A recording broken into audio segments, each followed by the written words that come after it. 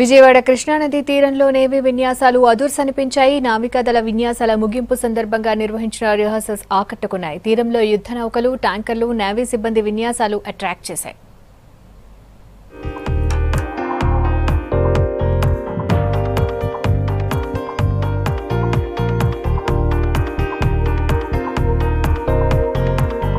విజయవాడలో నావికాదళ ముగింపు విన్యాసాలు గ్రాండ్ గా జరిగాయి. ప్రకాశం బ్యారేజీలో చేసిన సైనిక విన్యాసాలు ఆకట్టుకున్నాయి. సైనిక హెలికాప్టర్లతో వినూత్న రీతిలో చేసిన నావికాదళ సిబ్బంది ఫీట్లు అదుర్సనిపించాయి.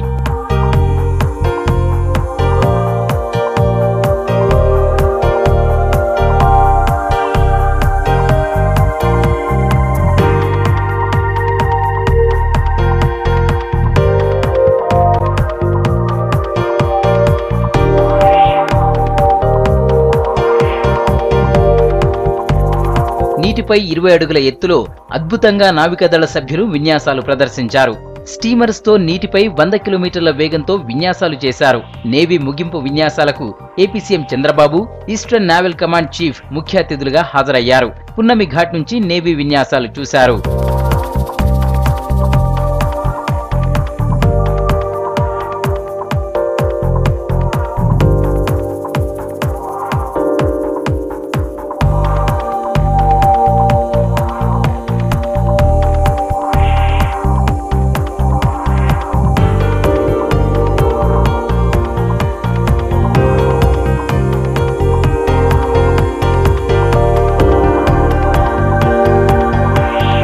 నేవీ విన్యాసాలు యువతకు స్ఫూర్తినిస్తాయన్నారు సీఎం చంద్రబాబు నాయుడు. రానున్న రోజుల్లో భారత నౌకాదళానికి విశాఖ కేంద్రంగా మారుతుందన్నారు. ఇక కృష్ణా తీరంలో నేవీ విన్యాసాలు అద్భుతంగా సాగాయన్నారు. బ్రహ్మాండమైన కార్యక్రమాన్ని మన విజయవాడలో ఆర్గనైజ్ చేశారు.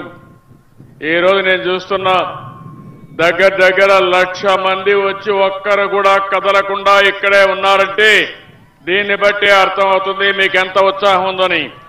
ఒక దేశభక్తిని పెంచే విధంగా, సాహసాన్ని మనలో ప్రేరేపించే విధంగా ఈరోజు ఇండియన్ నేవీ చేశారు. వాళ్ళని అభినందిస్తున్నాను. ఈరోజు ఆంధ్రప్రదేశ్ రాష్ట్రంలో దగ్గర 974 కిలోమీటర్లు తీర ప్రాంతం ఉంది. విశాఖపట్నం నేవల్ హెడ్ క్వార్టర్స్ ఇది. ఆంధ్రప్రదేశ్కే కాదు, ఈస్టర్న్ నేవీకే కాదు, రాబోయే రోజులు ఇండియన్ నేవీకి హెడ్ క్వార్టర్ గా విశాఖపట్నం ఉంటుందని ఇటీవల కన్సర్న్ మినిస్టర్ కూడా చెప్పే పరిస్థితికి వచ్చిందంటే అది మన శక్తి. నేవీ విమానాల విన్యాసాలు, చేతక్ హెలికాప్టర్లతో నేవీ విన్యాసాలు ఆకట్టుకున్నాయి. అలాగే స్పీడ్ బోట్లపై నేవీ కమాండోల విన్యాసాలు సందర్శకులను ఆకర్షించాయి. విన్యాసాలను చూసేందుకు వేలాది మంది ప్రజలు తరలివచ్చారు.